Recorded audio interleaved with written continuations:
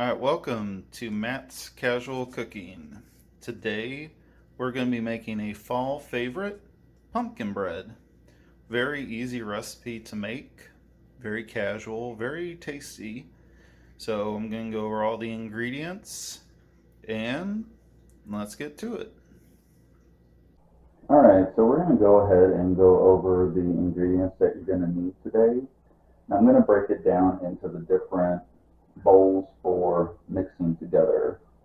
Now in the first bowl you want to combine 3 1/3 cups all-purpose flour, 2 teaspoons of baking soda, 1½ teaspoons of salt, and 1 teaspoon of ground cinnamon and ground nutmeg. Now in the second bowl here, you're going to want to combine 3 cups of sugar and 1 cup of cooking oil. Now in the cooking oil, I'm using canola oil today, but you certainly can use any other type of cooking oil. It's just going to give it a different kind of flavor, a little bit different flavoring. If you use like olive oil or palm oil or whatever kind of oil you want.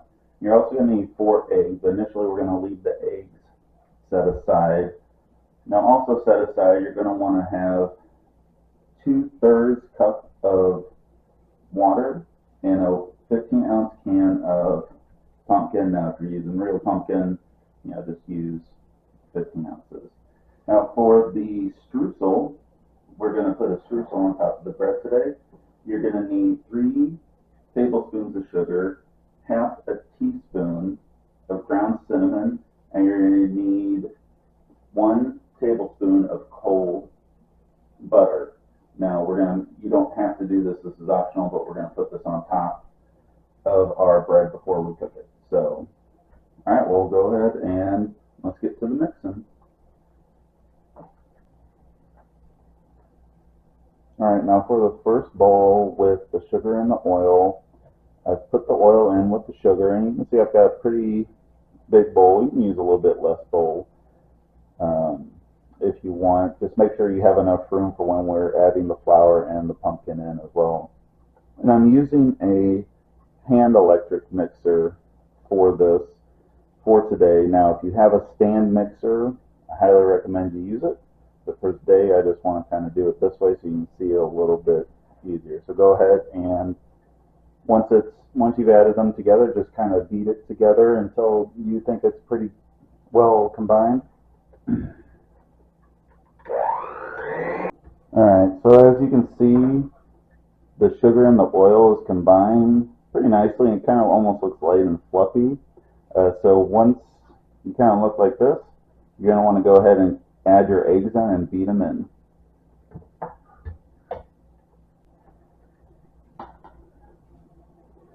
Alright, so as you can see, we have the egg and sugar and oil mixture initially, and you can see it's kind of creamy a little bit. So what we want to do now is we want to add the water and the flour mixture in batches and just beat it on low until it's nice and combined. And once that's done, we're going to add the pumpkin after that.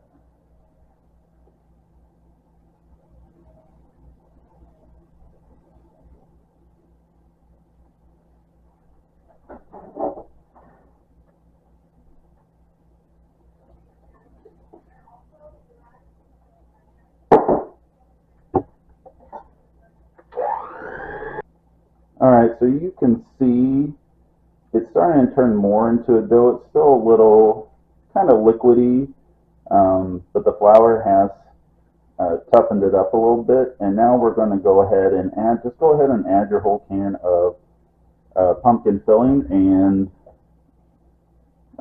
put it together. Alright, now one of the things about this is a no knead, no rise bake. So what we're going to do is we're just going to take the batter here, we're just going to spoon it into your pans. Now if you have smaller pans, obviously you're going to need more pans. If you have larger pans, you're going to need less, but make sure you grease these. And what we're going to do now is go ahead and turn your oven to 350, preheat it, and then once it goes off, we'll go ahead and put them in.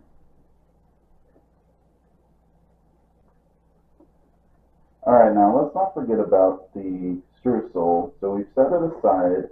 What you want to do is just take a fork, kind of just push it around together, break it off. What you want to do is you just want to combine the cold cheese together and just get a nice kind of crumble going with it.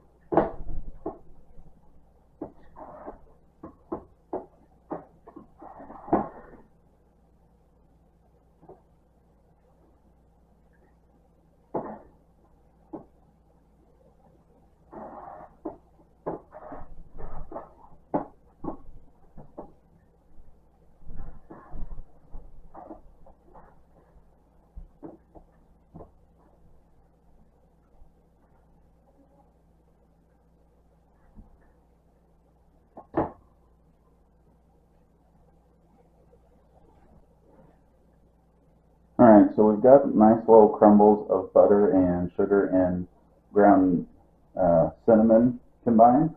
So what we're going to do is just kind of shake it onto the top. You need to just kind of use your hands and just kind of set on top.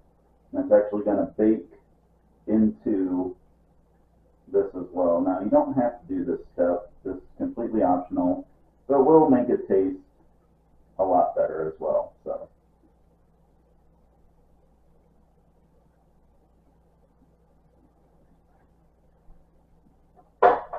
alright, so now what you want to do, set your oven to 350 and we're going to bake for 55 to 65 minutes. And then you're going to know it's done is once you take it out. If you have a toothpick or a butter knife, you stick it in the middle and you pull it out and nothing is on the toothpick or butter knife. So we're going to go ahead and do that. It's almost at 350 and I'll see you in about an hour. And this is our taste testing cat, Autumn. She heard it's going to be autumn soon, and all the delicious food that goes with it is going to be hers. You can just see her contemplating and scheming how she's going to get it. So she's going to let me get back to cooking, and so she can eat. Alright, so it's been a little over an hour for cooking the bread. As you can see, the bread is nice and it's kind of spongy. But it's still kind of firm. And what you want to do is place it on the cooling rack in the pan, let it cool for 10 minutes, and then take it out, and then let it sit out here till it's room temperature. That's actually going to help firm it up as well, because it still might, your bottom still might be a little gooey. So now for storage, what you want to do is take some saran wrap or an airtight container and leave it. You can leave it out of the refrigerator for 2 to 3 days, or you can put it in the refrigerator for 4 to 5 days in an airtight container. And if you want, you can put it in the freezer in either an airtight container or like some aluminum foil or some saran wrap for up to 3 months. But with this recipe, it's not going to last that long. So if you enjoyed making this recipe, please like, subscribe, hit the notification button to get new videos, and with fall coming up, have a nice autumn, happy Halloween, and thank you all for watching. Have a good day.